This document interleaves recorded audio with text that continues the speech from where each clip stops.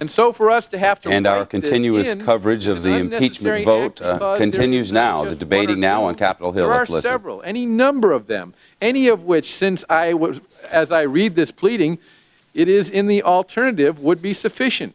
The means used to implement the policy of the President have included one or more of the following, and he makes emphasis of a number of these specific courses. Now, with that in mind, Mr. Chairman, I think that after we analyze any number of these reasons that demonstrate a course of conduct, those of us who are ready to support the notion of impeachment as embodied in this very plainly worded language should be able to support it before this evening is over. And I would hope that we would move to that point so that we could at least accept this very first article before the end of this evening.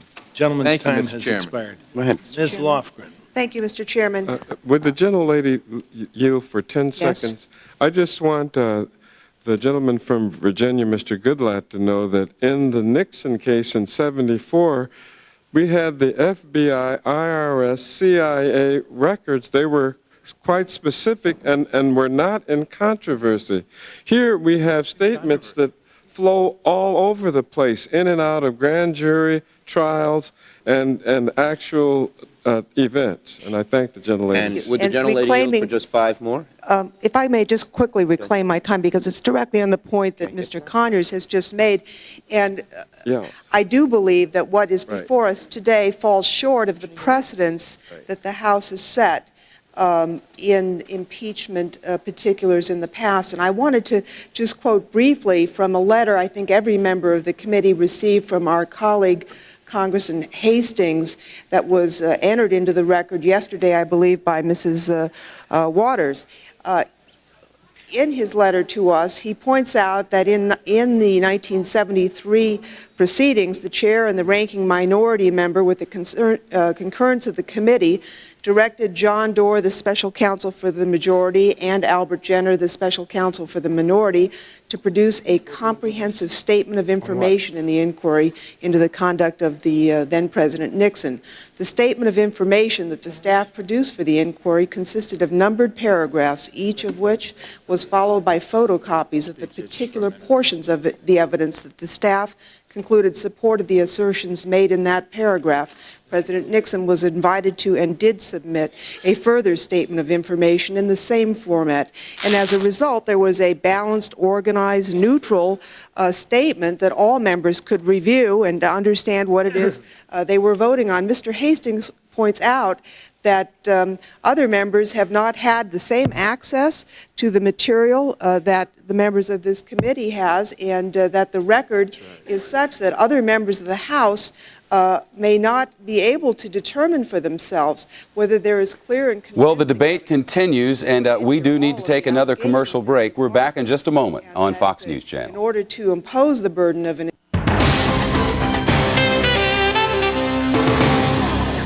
This program is brought to you by Pillsbury Sugar Cookie Dough. Gets you to the fun of cookie decorating faster. What's the real fun of cookie making?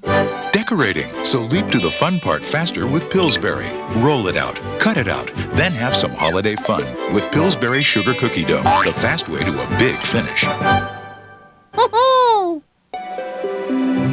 Every evening, in every home, parents say goodnight in the same loving language. And when your child has a cold, he needs the added touch of Vicks Vapor Rub. The warmth of your touch releases the medicated vapors that quickly relieve congestion and calm coughing, so you can cradle him in love and comfort all night. Sweet dreams. Nothing feels better than a Vapor Rub touch.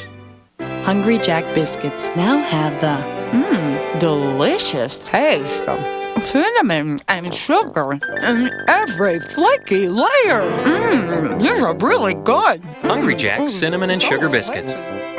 Screw-type fasteners have been used for hundreds of years, and screwdrivers are the same basic tool they were a century ago.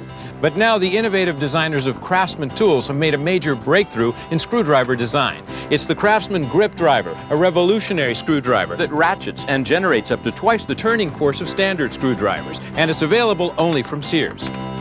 Compared to a standard screwdriver, the grip driver's patented multi-position handle lets you ratchet and transfer more of your arm strength to the screw head where you need it, so jobs get done with a lot less effort. The grip driver has a 3-position ratcheting shaft, so you can drive or remove screws without having to reposition the tool. This makes it faster and less fatiguing, too. And when you need extra power to drive long screws into hardwood like oak or maple, the grip driver delivers up to twice the torque. You can tackle even the toughest job. And like all Craftsman hand tools, the grip driver is guaranteed forever. You can count on its quality and durability. At only $19.99, it's a great value. Changing old hinges would be a tough job without the Craftsman grip driver. But the grip driver easily loosens these rusted screws. The grip driver comes with 2 Phillips and 2 slotted bits. It's like getting 4 great screwdrivers in one. A powerful magnet keeps the bits tight so they won't slip or shake loose. And screws are held in place, so tough spots can be reached with one hand. The grip driver is great for tight places, and it's the perfect tool for tiring jobs like shelves.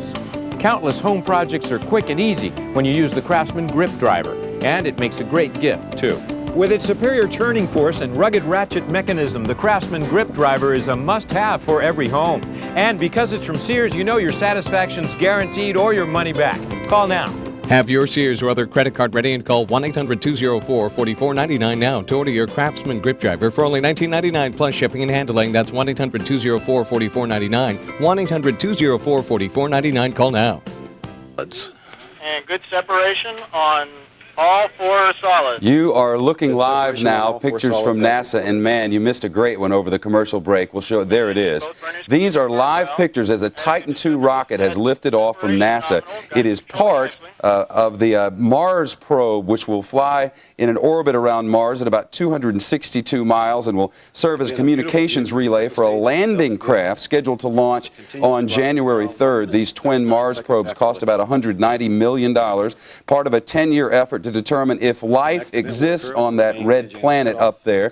They had a 1-second launch window, which would allow them to shoot that thing on a trajectory that would take it to Mars. And can you believe this?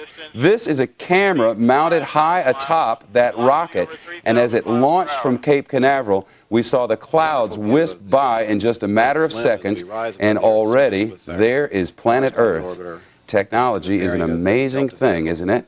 We have to be grounded, though, and return to Washington, where the debate over the impeachment continues. I promise we'll get back with those pictures again, because something to see. Absolutely amazing. Back to D.C. now. All the experts, the historians, and then even in the later stages when minority counsel and majority counsel presented their presentations, that too became a part of the record and outlined in detail all the bases upon which these articles of impeachment are based. In short, the article summarizes the allegation that is to go to the Senate and provides with it voluminous portions of records that sustain the main allegation in the article. And that is not so far-fetched or so far removed from what happened in Watergate, because the so-called Doar report is the Starr report in our case.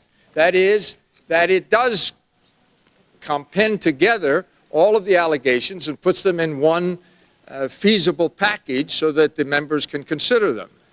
Moreover, when this procedure finally ends, Mr. Hyde, as chairman of this committee, following the procedures, will be drawing a final report to submit to the House, and presumably that will also go to the Senate if the House should impeach.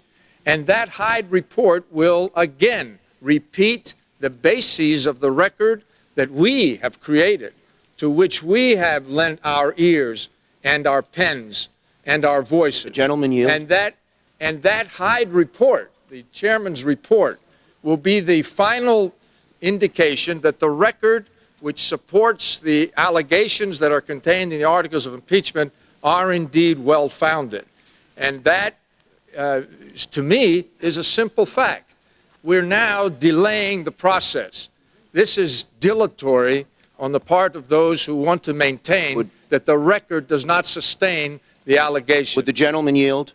He has a little more time, and I thank the gentleman for his courtesy in yielding. I understand the point that you are making, the gentleman from Virginia, about what was done in Watergate, but the point stands. When you're dealing with perjury, it's the very words that constitute the crime in a criminal court, and here should constitute the act for impeachment. When you don't list the words that are allegedly perjurious, it's like alleging obstruction or subornation of a witness without mentioning the witness. There is a difference with perjury and with all the other charges where facts matter. Reclaiming my time, rendering false statements under oath is also a crime, but you do not insist that that be stated in specificity, because that was the Watergate mode, which we have taken great pains in order to accommodate your side of the aisle to try to emulate so that we can bring these matters to a conclusion. We have done so in a proper manner, and the final vote that we'll be casting will be with a complete record. That record aimed at and succeeding at substantiating the allegations in the articles of impeachment. Will the gentleman yield? I yield. I thank the gentleman. The point is that I have the same argument with this perjury or false statement, because I'm making a substantive argument. There's nothing dilatory. I really believe that you think that politically lying in front of the grand jury is the strongest legal argument to make, but it's the weakest factual one. Reclaiming my time, Barney. Oh, George, that's not fair. I'm reclaiming my non-time. 8 seconds. It's my non-time. 8 seconds you give me, George. I'll ask for 30 more seconds, and if you yield back the yielding that I yield to you, I will yield. I do. Will you yield? I do. Now, let me just finish, if I can, to say I really believe the crux of this is that the 3 specific acts of grand jury perjury Kenneth Starr puts forward, you're embarrassed to take to the floor. You're embarrassed to try and unseat a twice-elected president on this degree of trivia, and you have therefore used obfuscatory language to suggest a set of offenses that don't have specific support. I repeat that we have a full record, and furthermore, even if the gentleman from Massachusetts says that false statements under oath are also unspecified here, then we have failed to follow the Watergate mode the way he wants it to be followed, because it does the same exact thing. I yield back the balance of my non-time. The gentleman has no time to yield back. The gentleman from Virginia, Mr. Boucher. Weren't you? I thought someone gave me your name. Ms. Waters. Thank you very much, Mr. Chairman. I move to strike the last word. I had planned on giving quite a different statement. However, it's obvious, based on the conversation and the discussion and debate that we've been engaged in over the past, hour, that we can't move forward until we resolve something that's very basic to this impeachment, these articles of impeachment that your side is attempting to put forward. Certainly, Mr. Chairman, you could allow each of us to use up about 5 minutes, and after we've all exhausted that, move on. But I don't think you want to do that. And even though I chide you and even make you a little bit uncomfortable sometimes, I do believe that you tend to operate the chair in a fashion where you would want to resolve an issue as basic as this one about whether or not we're going to move forward with an article of impeachment without specificity. Let me just tell you, whether you're a Democrat or Republican, I don't think you want history to record that you voted on something and you don't know what you're voting on. I don't think you want 20 years from now or 30 years from now someone to pick up this article that in a very general way talks about perjury, and the historians cannot identify the words that were taken down that were perjurious. I just don't think you want that. And so, Mr. Chairman, instead of offering my statement, I am going to point you, number one, to the fact that the Schiffer's list that you're talking about attaching does not meet the test of specificity, and it certainly is not consistent with what is in the Starr report. As a matter of fact, I'm a little bit offended by the Schiffer's list that talks about the number of phone conversations that the president had with Monica Lewinsky, as opposed to the number that the president identified. But he goes even further. He talks about patterns of distortion, outright lies, half-truths. And if you recall, he referred to the half-truths as the blackest lie of all. That just doesn't meet the test. I don't know what this means. And I would submit to you, Mr. Chairman, that perhaps you should consider recessing so that you can give specificity to the referral. The members of this committee are not asking that you not do anything so they can continue this. They've been very gracious in saying, we will give you time to go and put the specificity in. Now, don't be guilty of the charge that you don't want to do it because you want an open-ended referral that will allow the Senate or anybody else to choose, pick, add, do whatever they want to do. If you're serious about your desire to impeach this president because you sincerely believe that he's perjured himself in ways that meets the constitutional test, high crimes and misdemeanors, list them. Be straightforward enough to say what they are. Be specific about them so that, in fact, they can be argued, they can be debated. Otherwise, we're all over the place trying to debate which lie you're supposedly talking about, which half-truth, which is the blackest lie, which is what.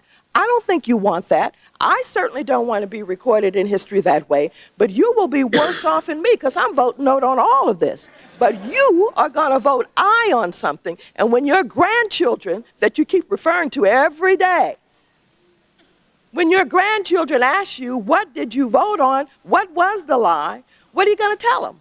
I don't know. It was kind of general. There were a lot of things. We attached a report. No, it didn't comport with what Ken Starr said, but we had this idea. And then when it gets over someplace else and they have to talk about what did they really mean, they're not going to know. So with that, as my time winds down, Mr. Chair, who today, I think you're the fairest chairman I've ever met, I'm going to ask you to recess this committee and deal with the specificity and allow us to come back and debate that.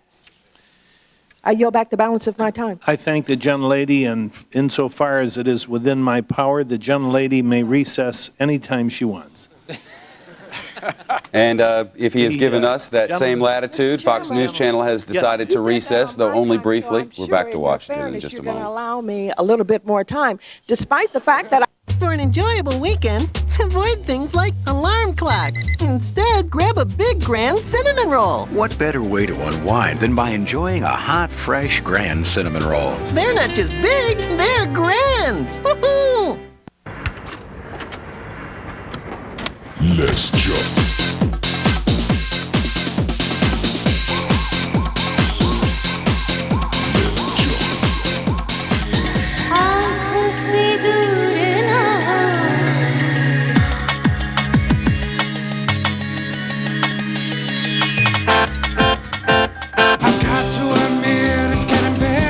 Philips CD recorder.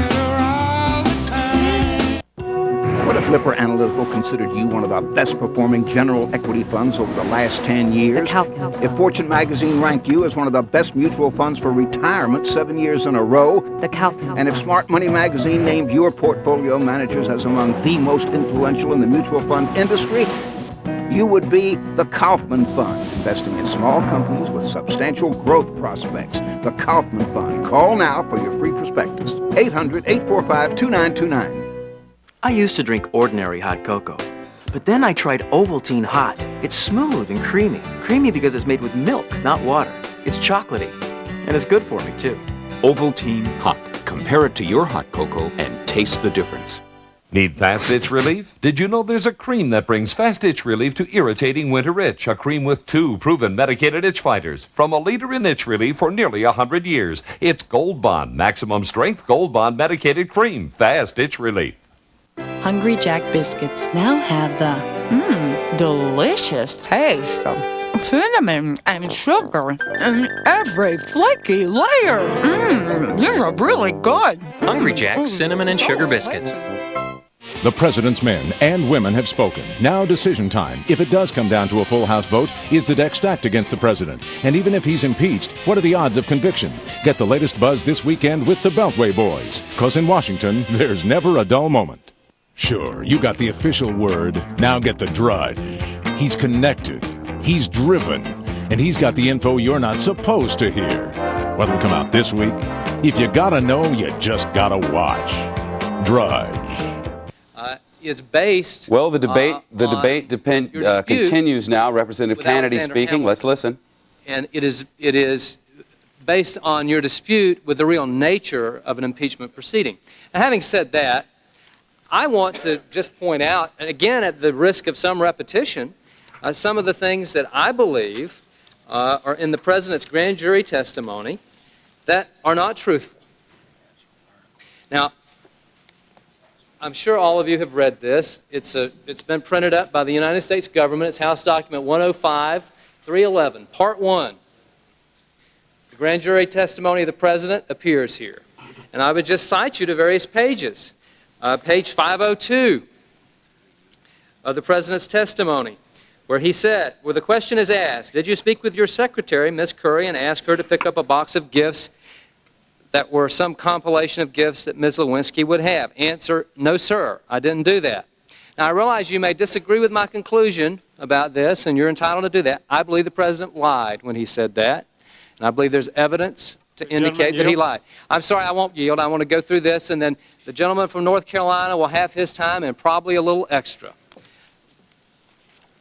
If you'll turn over to another page, page 532 of this report and of the President's testimony before the grand jury, lines 4 and 5. The President said, my goal in this deposition, they're referring to his deposition in January in the Paula Jones case, my goal in this deposition was to be truthful. I think that was a bald-faced lie. I think his goal in that deposition was to lie and to hide the truth. His own attorney admits that he went into that deposition with the purpose of misleading and got as close to the line as he thought he could without crossing it. Well, I think he crossed the line in the deposition, and I think he crossed the line here before the grand jury when he said his purpose was to be truthful. Page 547, line 23. Now, I'm not going to read all the question there because this has to do with the relationship between the President and Ms. Lewinsky. And I know, I see the gentlelady smiling. Well, the President has degraded his office by his conduct, but we don't have to degrade this committee by what we do here. Gentleman, you.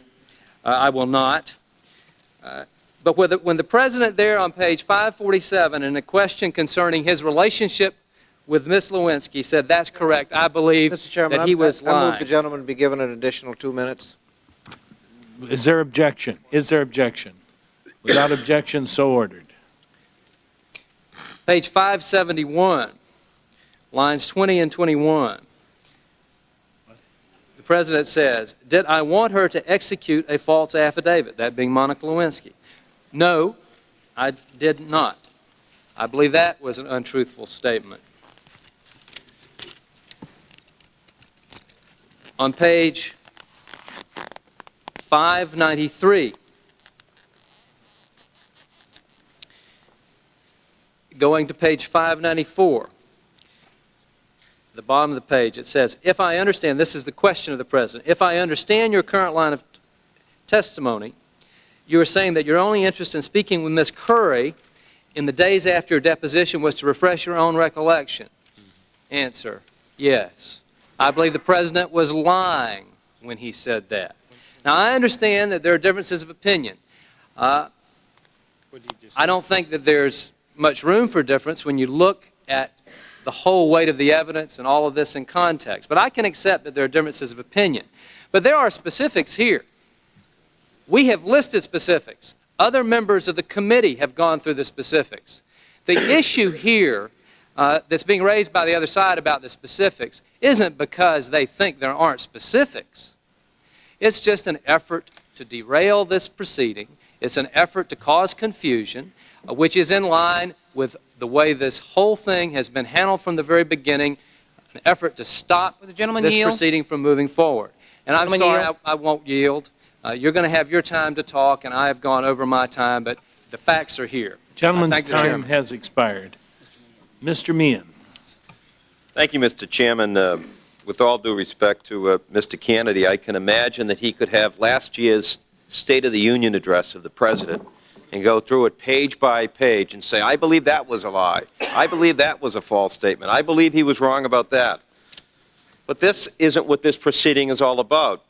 It's interesting to me, Mr. Chairman, because as I look at the independent counsel's referral, and since we're on the section having to do with perjury, I go and reread the section on perjury or alleged lying to oath. I don't find perjury. Now, if Ken Starr, after spending $45 million in 5 years investigating President Clinton, as the hearing continues, want to bring you some breaking news on this front. Fox News has learned that yet another moderate Republican has made a decision on what to do. That representative is Lincoln Diaz-Balart of Florida, and he has made the decision to support the impeachment of the President of the United States, and has done so according to an aide in the wake of strong-arm tactics on the part of the White House.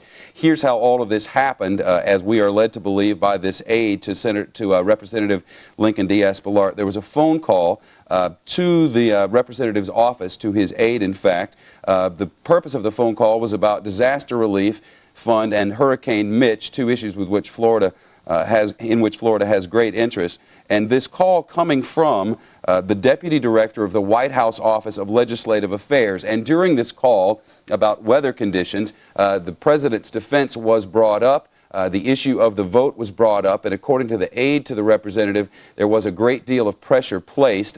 There were threats to put others on the phone. The aide said it improper because the representative had not yet made a decision on how he would vote, or if he hadn't made a decision to make that public. In the end, Representative Diaz-Balart unhappy and making a decision now, we have been told, to support the impeachment of the President. Secondarily, 11 members, or 11 former members of the House Judiciary Committee, have sent a letter to Chairman Hyde and Mr. Conyers, John Conyers, as well, asking that the members of the full House be given the opportunity to vote on censure, and in addition to voting on that for impeachment. The 11 former members of the Judiciary Committee saying not that they believe the President should be censured as opposed to impeached, but they believe that the representatives there should have a right to that vote.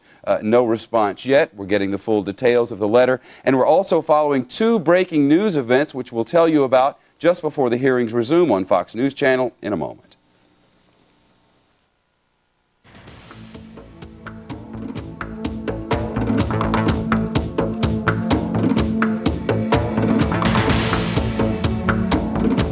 Let us celebrate this supper with merriment, with song, with crescent rolls. Did someone forget the crescent rolls? Don't worry, they're right here. Warm, flaky Pillsbury crescent rolls are one Christmas tradition you don't want to forget. Let's eat. Every evening, in every home, parents say goodnight in the same loving language. And when your child has a cold, he needs the added touch of Vicks Vapor Rub. The warmth of your touch releases the medicated vapors that quickly relieve congestion and calm coughing, so you can cradle him in love and comfort all night. Sweet dreams. Nothing feels better than a Vapor Rub touch. Got a new product here, and all I want to do is wash your hair. Hi, here in beautiful downtown Miami to find out what people think about new Pert Plus. I'm going to ask this lady, excuse me, ma'am? Excuse me, hi, could I ask you a couple of questions? Do you mind? Okay, have you ever used a shampoo and a conditioner all in the same bottle? Yes, I have. Okay. What'd you think of them? I hated them. I don't like them. It's not good. Have you ever tried one of those shampoos and conditioners in one? Uh-huh. Yeah, what? I hate them. You hate them? You don't like them at all? Why not? Why? My hair feels... They leave a buildup. It's buildup. But I got an all-new version of Pert Plus with clean conditioning. Yeah, can you shampoo my hair right here? Ironically enough, yeah. But this stuff, since they redid it, it's been revolutionarily redesigned and has water-based conditioning. There's no buildup, so your hair is going to feel clean. Feels great. Feels great. Feels great. I mean, I can feel the volume, just and the softness. I love it. Oh my gosh. Light is so soft. It's wonderful. That's Pert Plus with clean conditioning. If we can wash your hair, we can change your mind. Excuse me. Excuse me. For an enjoyable weekend, avoid things like alarm clocks. Instead, grab a big grand cinnamon roll. What better way to unwind than by enjoying a hot, fresh, grand cinnamon roll? They're not just big, they're grands. Woohoo! Power. 24 hours, 7 days. The most powerful name in news brings you the world. Fox News Channel, the power to bring you the people and places, from mega markets to emerging nations. Reports that make a difference. Power to cover the events that shape the planet, the global forces changing your life. The power of Fox News Channel. News and information, fair and balanced. The most powerful name in news, Fox News Channel. We report, you decide. And welcome back to Fox News Now. We're back to Washington in a matter of moments, but first we do want to tell you about two news items that we're following. There has been a very serious gas explosion this hour in St. Cloud, Minnesota. This happening within the past hour, and you see the graphic there. 20 people feared injured, according to hospital, and an unconfirmed report of a fatality. The Associated Press reporting that there are believed to be fatalities. 3 to 4 buildings have been leveled, a pizza place and 2 other buildings attached very close to the Stearns County Courthouse there in St. Cloud. Obviously, Fox News crews are en route to this situation, and should we find out any further details, we'll take you there. And I promised you that rocket video. I want to show you that before we go right back to the hearing. This is a Delta II rocket, which launched from Cape Canaveral at 9 seconds before 10 minutes before the last hour. And the picture that I'm most interested in is that one.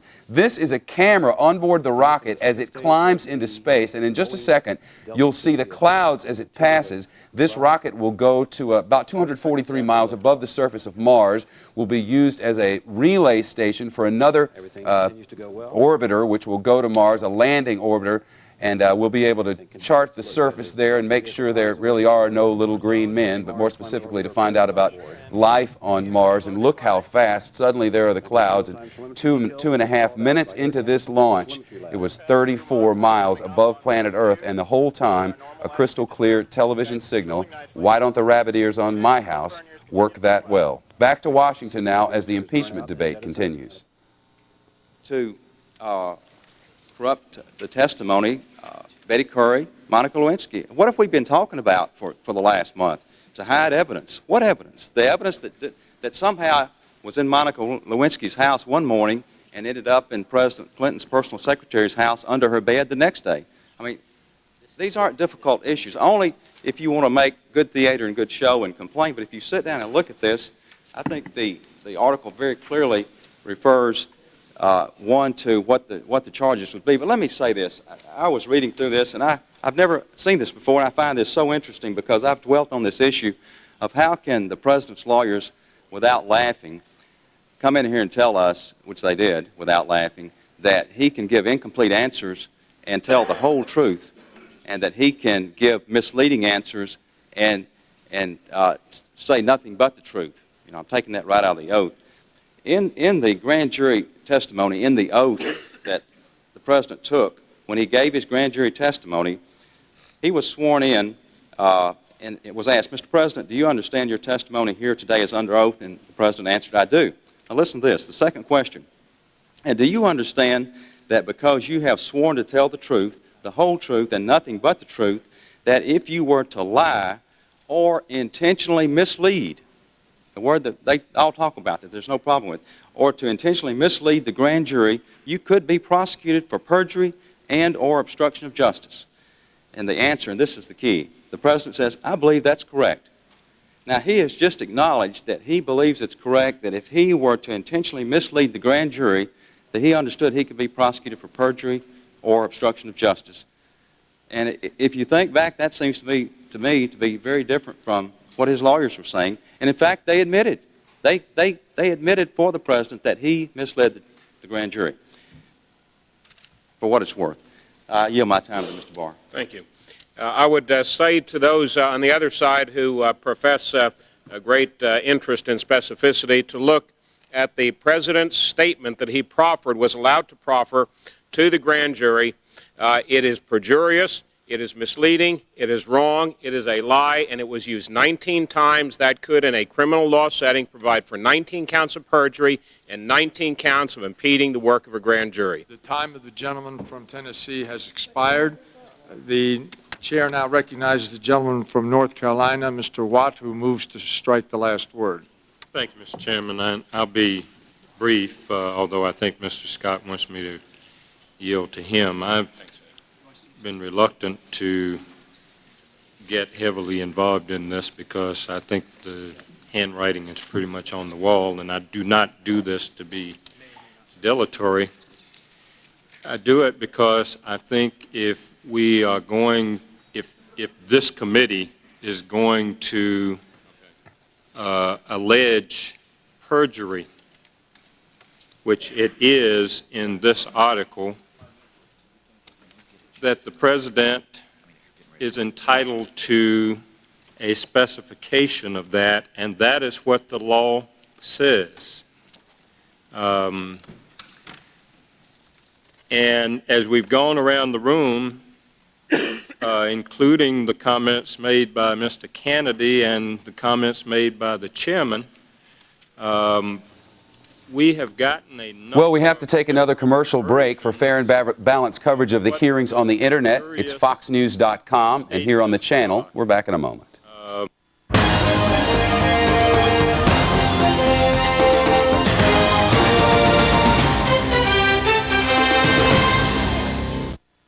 What's the real fun of cookie making? Decorating. So leap to the fun part faster with Pillsbury. Roll it out, cut it out, then have some holiday fun with Pillsbury sugar cookie dough, the fast way to a big finish. A good night's sleep for your skin, in a jar. Is it just a dream or something you can wake up to? Here's how women our age can achieve this revitalized look. 9 out of 10 of us who tested this night cream found its intense moisture, pro-retinol plus vitamins, left skin feeling smooth, moisturized, revitalized. Pro-Vital gives skin bounce-back resilience, so you wake to a truly uplifting morning. And the name? Pro-Vital Night Cream from Oil of Olay, proven to help you look revitalized. As a child, you came here with your family. Your parents showed you the mountains, and you saw no limit to how high you could go. Funny how what started as a vacation grew into a passion and eventually led to a career with a company that's taken you to the top of the world many times over. But you had your challenges along the way, like keeping an international organization focused and motivated, or structuring the acquisition of a key competitor. At Arthur Andersen, we help people make those kinds of decisions all the time. And that helps them focus on whatever it is that got them wherever they are, which in some cases can be extremely important. Arthur Andersen, helping in ways you never imagined. For an enjoyable weekend, avoid things like alarm clocks. Instead, grab a big grand cinnamon roll. What better way to unwind than by enjoying a hot, fresh grand cinnamon roll? They're not just big, they're grands. Woohoo! Hi, everybody. I'm Dan Deerdorf. Where would you go for a home equity loan? Let's ask. Well, banks have the best rates. But banks only lend money when you don't need it. Advanta National Bank is different. They lend money to people when they need it. Right. With my credit? They made their first loans 45 years ago to teachers who had trouble borrowing. They helped out when others wouldn't. This is a bank, right? With customers who get the flexibility only a national bank can offer, right over the phone. Got to move all your accounts there. Nope, just call Advanta. One of their loan specialists will show you how to use the equity in your home to pay off all of your bills. Get one low monthly payment and save hundreds of dollars a month, plus a tax deduction. You'll wait for some board to approve. You'll get fast approval over the phone. And your money in about 10 days. You don't need to have money in the bank to get money from a bank. To get the loan you want, call Advanta at 1-800-868-3460. You'll see they're different. Hey, they don't keep bankers' hours either.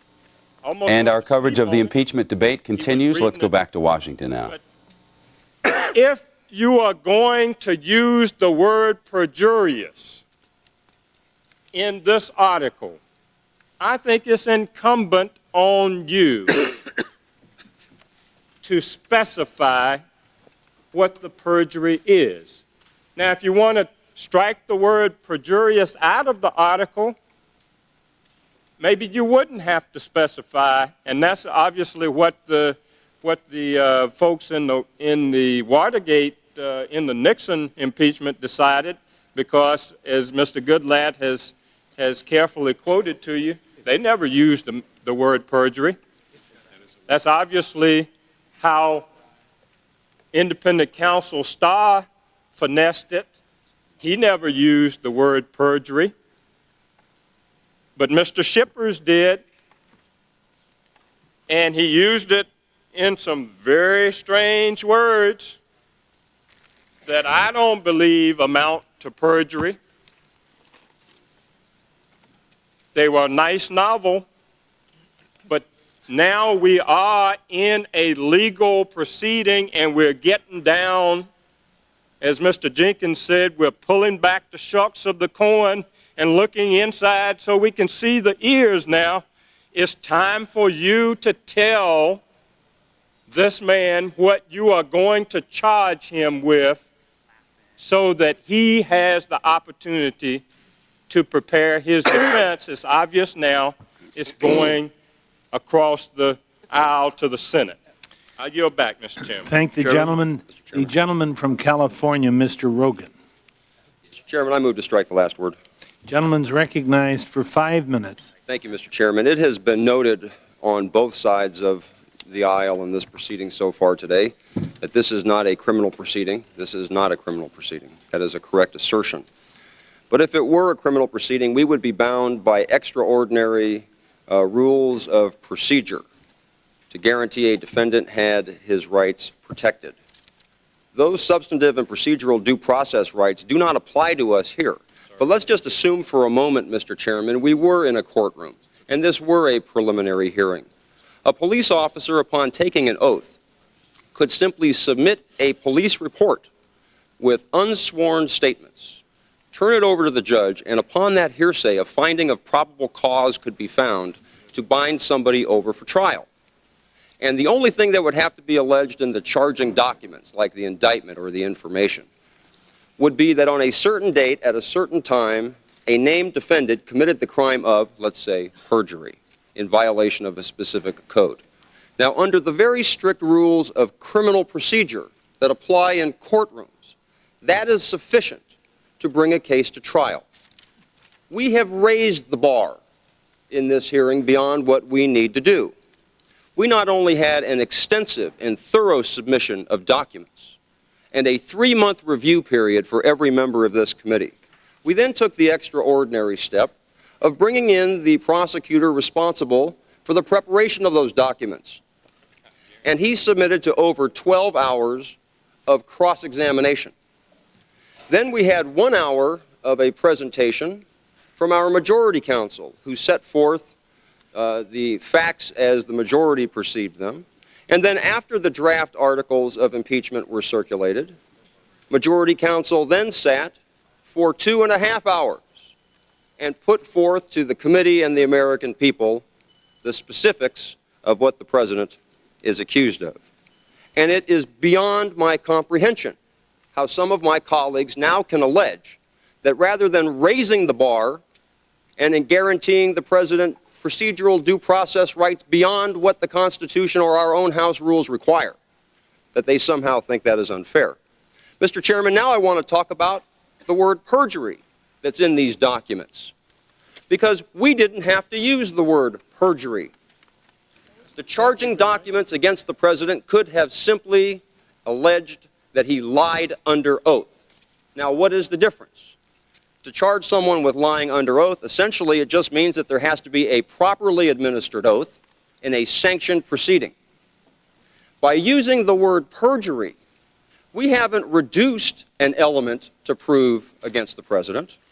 We have added an element, because perjury requires the element that the lie be material to the proceeding. How in the world can my colleagues on the other side suggest that by Republicans submitting the charge of perjury rather than lying under oath, we have been unfair to the president? We have raised, I will not yield respectfully to my colleague. I have listened patiently for 2 hours to this debate, waiting, and I only have a few moments left. We did not lower the bar against the president. We raised the bar for ourselves to ensure that the charge would be proved and to hold ourselves accountable to that obligation. This entire proceeding from the day the chairman first banged the gavel, has never been about the facts of the case. Chairman, I ask unanimous consent the gentleman be granted 2 additional minutes. Hearing no objection, Mr. Chairman, reserving the right to object, I will happily accept the 2 minutes if it's offered so I can finish my point. But if it is solely for I'm offering it at this point solely so you can finish your point. But I would like for you to yield to me if you would at some point. But if you haven't finished your point, then use the whole 2 minutes. I will happily take Mr. Watt's gracious suggestion, and if the clerk would advise me when 1 minute is up, I'm going to split the difference with my colleague from North Carolina. The point I wanted to make, Mr. Chairman, is that once again we are treated to the spectacle of a debate solely over procedure and never about disputing the facts of the case. We are here now debating articles of impeachment. Article number 1. The question before us, did the President commit perjury? And time again, Republican members of this committee have offered specific allegations that can be pointed to in the record, and time and again, my friends on the other side are complaining about the process rather than addressing the issue. And now with that, I'm happy to yield to my friend from North Carolina. I thank the gentleman for yielding, and I want to tell the gentleman that I agree with him. We are not that far apart. The point I'm making is... If I'd known that, I would have yielded much earlier, Mr. Watt. The point I'm making is that once you have included the word perjurious, then you can't just put it out there because that's a legal term and it has some requirements that go with it. And if you put it out there, then you must meet those legal terms. And the legal terms are that you must tell who you are charging with perjury what the perjurious statements are that he made. That's the only point. You and I really are not saying substantially different things. Well, we're almost so much of one mindset, Mr. Well, we're required to take a commercial break. We'll do that now and back in a moment. The issue before us today... I invite you down anytime, Mr. You know, these days lots of deodorants are talking antibacterial protection. It's not about that at all. It's about whose deodorant lasts longer. High endurance. Old Spice guarantees it. If you want odor protection that really lasts, High Endurance exceeds the news. Let us celebrate this supper with merriment, with song, with crescent rolls. Did someone forget the crescent rolls? Don't worry, they're right here. Warm, flaky Pillsbury crescent rolls are one Christmas tradition you don't want to forget. Let's eat! Dad, you'll never believe what happened in school today. I found a frog. Jensen's waiting for Eddie said I should call him Croaker. Ribbit. Nortel Networks introduces Call Pilot. Now you can check email, faxes, even voicemail right on your PC. Can you see him now? Well, anyway, using speech recognition, smash 10 bugs if you can. which See ya, makes bye. getting to your most important messages Play again. a whole lot easier. Dad, you'll never believe what happened in school today. I found a frog. Nortel Networks, Eddie said I how the should call him world shares ideas. When I feel fresh, I can embrace. I can share. Reach. With Always Panty Liners, that freshness leaves you free to be and do what you choose. Laugh. I can shout.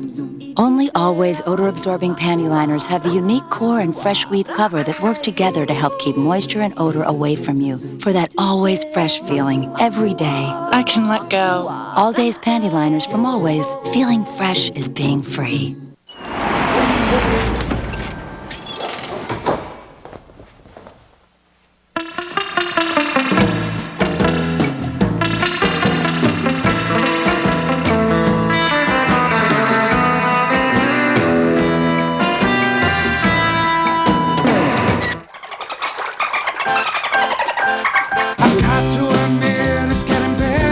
Flat TV from Philips. This week on Fox News Sunday, defending the president. This quick down and dirty hearing. Was it wrong? Yes. Was it blameworthy? Yes. Not impeachable. The House Judiciary Committee made a profound mistake. How will history judge you? The hearings. What happened? And what does it mean for America? Dick Armey speaks out. That's this week on Fox News Sunday with Tony Snow. Check your local listings. Fox News Sunday is brought to you by First Union, your guide to the financial world. Welcome back to Fox News Now. We'll be right back to Washington for continuing coverage in just a moment. First, an update on two stories. The first is this, a gas explosion in St. Cloud, Minnesota. Told you about this 10-15 minutes ago or so. The Associated Press now reporting 2 are confirmed dead there, at least 20 more believed to be injured. 3 to 4 buildings have been leveled. Authorities are in place now. Television cameras en route. Video as it comes in. In addition, still following the condition of the Yankee great Joe DiMaggio. He slipped into a coma early today. His temperature rose to 102. His doctor says that although he has held on in past days and actually did some improving yesterday, this is not as good a day. The situation is getting worse. He is on life support system, and quite frankly, it does not look good. Now to Washington, where the impeachment debate continues. Our best to you, Joe D.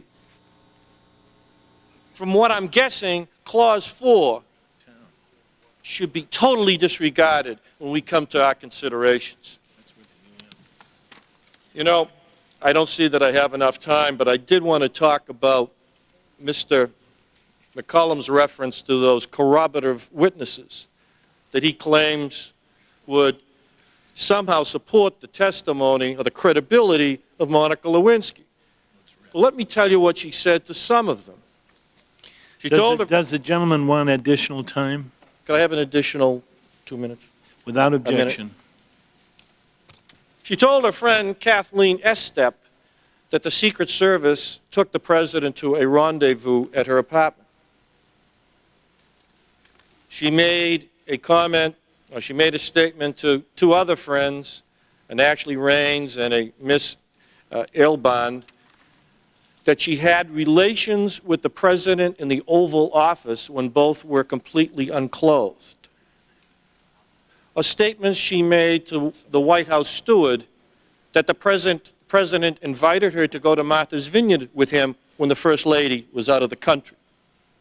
Or statements she made to New York job interviewers that she had lunched with the First Lady, who then offered her to help find her a place to live in New York. You know, this comes down to a question of credibility. But I dare say the corroboration, with all due respect, that you allude to, it just isn't there, Mr. McCollum. It just, I'll yield. The fact is, you're right, she can be impeached on certain things. My point in raising them is that she repeated the same descriptions with regard to sexual relations and the particular parts of the anatomy that the president denied having had contact with to every one of those witnesses, and she did it on numerous occasions, and it was consistent, if I might continue, just conclude with this, and it was consistent with what she swore to before the grand jury. I think that, taken as a whole, one would have to conclude that she was not fabricating those things about those particular elements that are critical to this case. Well, I dare say, okay, to make a decision based upon that inference, when a totally different inference is absolutely reasonable, is not a way that we should make a judgment in this case. And Mr. McCollum, you know the law. When there is an uncertainty or an ambiguity or an inference in a criminal case,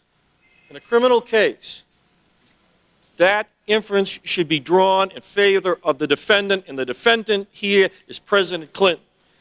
And this simply doesn't pass the test. The gentleman from South Carolina, Mr. Graham. Thank you, Mr. Chairman. One thing I think is important for us to remember is the context of when the grand jury testimony was provided by the president, because there's 2 decisions to make. Is the article factually had? In other words, does the evidence suggest that the allegations contained in the article is the burden of proof met?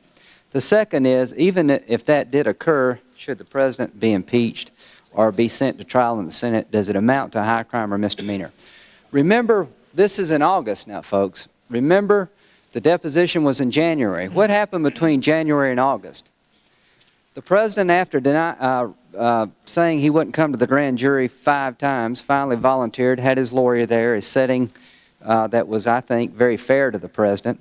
What was going on in the country? You had every group, not every group, but you had a lot of people saying, Mr. President, don't go in the grand jury and lie. Now, this is a political death penalty, so to speak, for a politician to be removed from office. But I think the president had a lot of notice from people of his own party senators from his own party, House members from his own party. It would be a very bad thing if you told a lie in the grand jury. And Mr. Dershowitz, he and I disagree on many things about life, I suppose, but I respect his intellect. And he said before us that grand jury perjury, in his opinion, would be a high crime or misdemeanor. I respect him giving us that information. Other smart people said they disagree with him, but I agree with him on that issue, that grand jury perjury would subject any president to removal from office because it is a very serious offense. But with this president, he was begged by a lot of people, including Senator Hatch and others, don't you go in that grand jury and lie again. Now, did he go in that grand jury and lie again? Forget about why. Forget about what the topic was. He was put on plenty of notice, the consequences to him as a person, to him politically. I suggest to you, ladies and gentlemen, there is an overwhelming case that the other side has knowledge of that he did in fact lie. Now, this idea that they're not familiar with what we're talking about, we've had great debates about whether or not certain events happened. I would suggest to you that Mr. Lowell made a very good presentation that you should believe the president about the term sexual relations, and it didn't include oral sex. He knows what we're talking about because he made a defense to that charge that the president fabricated that definition. I disagree with Mr. Lowell because I believe the testimony shows after the deposition testimony, the president made statements to reporters and other people that it did not have this narrow-minded definition of sex, that he said it was no improper relationship. He told that to Mr. Lair, he told that to roll call, and his talking point said oral sex would be included. I think this is a fabricated definition, therefore he lied in the grand jury. Very important case here, situation here. Betty Curry. He goes to Betty Curry January the 18th, the day after the deposition, and he runs 4 statements by her. And he talks about this in his grand jury testimony. Mr. Lowell addressed this in his argument. Number 1, you were always there when Monica Lewinsky, was there, right? We were never alone. You could see and hear everything. Mr. Lowell says that what the president was doing was he was reacting to the Drudge Report and media reports that would be forthcoming, and he was trying to refresh his memory, and that wasn't witness tampering, and the whole scenario was innocent. Well, what did the president say about that scenario? He says, I don't recall engaging in that conversation. I believe he's lying. Mr. Lowell didn't address the other 2 statements that Betty Curry says the president made. Monica came on to me. No. Mr. Watt, yes, I will. You were kind enough to give me 2 minutes. I will certainly yield to you. The question I would ask is, don't you think that the president would be entitled to have a specification of the things that you are saying, though? And I believe that you believe he lied. But when you allege perjury, which this article does, don't you believe that he would be entitled to know the specific things that you and Mr. Shippers and Mr. Starr and Mr. Kennedy, you know, if he's going to have to defend these things, don't just put it all out there in some global term. Yes, sir. Tell him what things you're going to charge him with. That's the question I want you to know. And the reason I know that the other side knows and the president... Well, I know. Yes, sir. I believe the reason that the lawyers know is because his defense team came in here and made a defense against the allegation that he lied in the grand jury. They made a defense against the allegation he fabricated a false affidavit. They made a defense against the allegation he was trying to tamper with Miss Curry. They made a defense against whether or not he was alone. And let's revisit that defense, the term alone. In his testimony before the grand jury... The gentleman's time... Unanimous consent. And since his time has expired, I want to bring you some updates, breaking news on this very story. Fox News has learned that 3 more Republicans have in fact formally considered undecided, have now concluded they will support articles of impeachment. Those 3 are Jack Metcalf, who's a Republican from Washington, Richard Baker, a Republican from Louisiana, and Charlie Norwood, a Republican from Georgia, in addition to Ileana Ross-Layton, and a Republican from Florida. So that would make 4 more. Now on to other news. An administration official has responded to the word earlier from the Lincoln Diaz-Balart camp. Lincoln Diaz-Balart announcing earlier that in fact he would now vote for articles of impeachment following what he believed was strong-arm tactics of the White House trying to pressure his vote. The White House has responded saying, quote, "We do not view administration efforts to inform undecided members of the House on our views on impeachment as improper."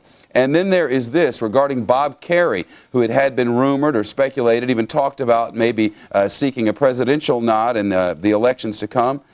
A spokesman for Senator Bob Kerrey says, quote, "Any speculation about a potential White House run will remain just that, speculation." So those are your updates. And with me here in New York, Dylan Glenn, who is a Republican strategist. And Dylan, you've been listening for quite some time. Your head has been shaking a lot.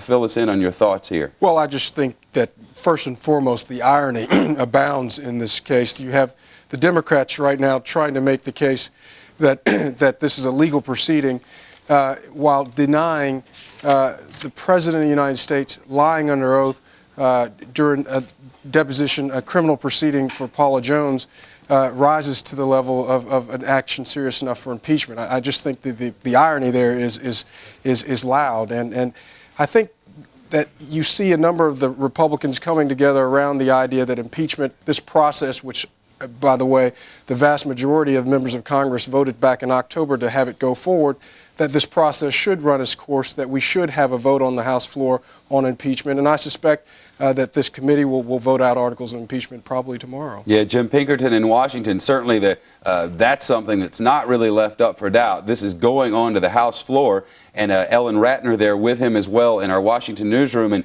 to the both of you, 4 more Republicans, your thoughts on that, Jim Pinkerton? Yeah, Shepard, I mean, I think we're being spun here a little bit. It's not the names you've been reading off, Livingston, Metcalf, Baker, Norwood, Diaz-Balart, and so on. These are not really moderates. These are conservatives. This is part of the Republican hardcore. I mean, if Tom DeLay and the people who are pushing for impeachment can spin these people as moderates, then they've done an achievement. The names to look for are people like, you know, Connie Morella of Maryland and Sherry as a man Boehlert of New York. If they come out for impeachment, then Clinton really does have a problem. So far, I think this is just the Republican spin team kind of build a perception of momentum. Ellen?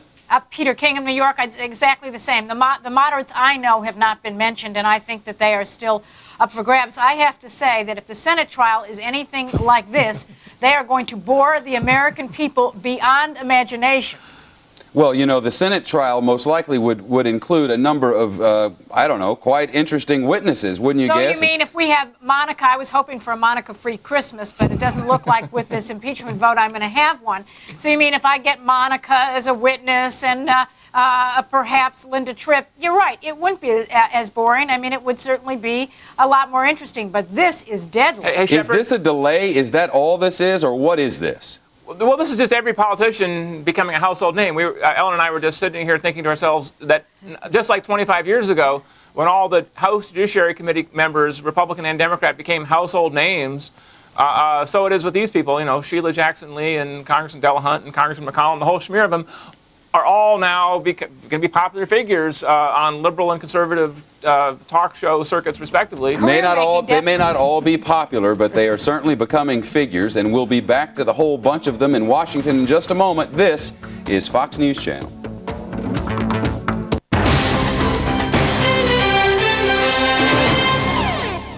This program is brought to you by Pillsbury Sugar Cookie Dough. Gets you to the fun of cookie decorating faster. What's the real fun of cookie making? Decorating. So leap to the fun part faster with Pillsbury. Roll it out, cut it out, then have some holiday fun with Pillsbury Sugar Cookie Dough, the fast way to a big finish. I showed your photograph to a friend of mine.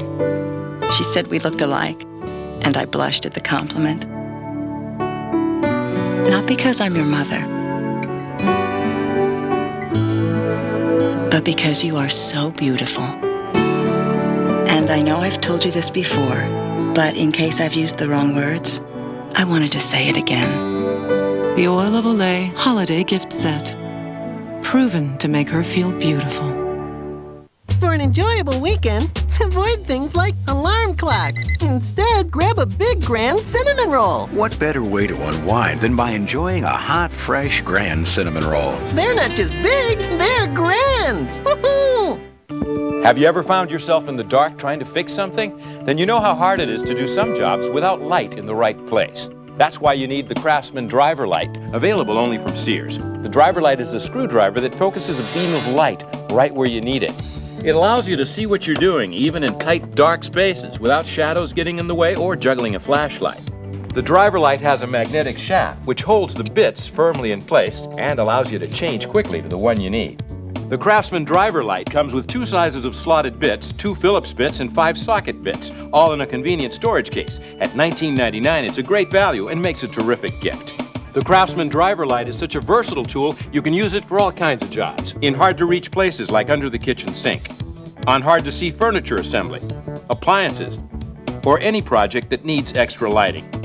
There are so many jobs you'll want to use the Driver Light for, like under-the-hood car repairs, computers, and home electronics, or whenever there's no good light source available. You'll also appreciate the Driver Light when you're away from home. Keep an extra one with you wherever you go. The Driver Light is a heavy-duty Craftsman tool that can generate 35% more turning force than a standard screwdriver. Yet its durable, impact-resistant handle is comfortable to hold and use. It works with 2 AAA batteries that are easy to replace and features a recessed on-off switch so you won't accidentally turn off the light in the middle of a job. The Driver Light is made in America and, like other Craftsman hand tools, is guaranteed forever. It's another great example of how Craftsman makes anything possible. Light up your dark jobs with the Craftsman Driver Light. Order a Driver Light today. Have your Sears or other credit card ready and call 1-800-943-8448 to order your Craftsman Driver Light with 2 sizes of slotted bits, 2 Phillips bits, 5 socket bits, and storage case for only $19.99 plus shipping and handling. That's 1-800-943-8448. Call now.